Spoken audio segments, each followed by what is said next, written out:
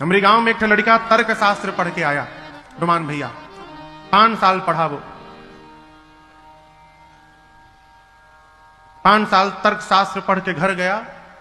माई gate पर देखी, दरवाजा पर महतारी नाचने लगी हो। बाबूजी को प्रणाम किया, माई को प्रणाम किया, बैठा। बाबूजी पूछे बेटा कुशल? सब आनंद बाबूजी, फर्स्ट डिवीजन से पास हुआ हो तर्क शास्त्र में।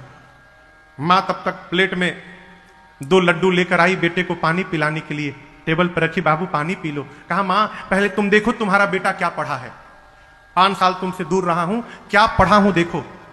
मां बोली हमको देखकर क्या होगा, तुम पढ़ लिए बहुत बड़ी बात। नहीं नहीं देखो। अच्छा मां बोली दिखाओ।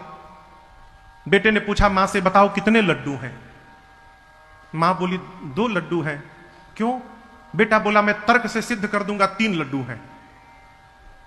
मां बोली ये कौन सी पढ़ाई कर लिया तू, 2 लड्डू को 3 बता रहा है, कैसे कहेगा? बोला देखो ये क्या है, 1, हाँ 1, ये क्या है? मां बोली 2, 1 और 2 2 हुआ। बच्चा बोला 1 2 3 होता है। मां बोली बेटा 1 और 2, 1 2 3 तो होता है, लेकिन लड्डू तो 2 ही है।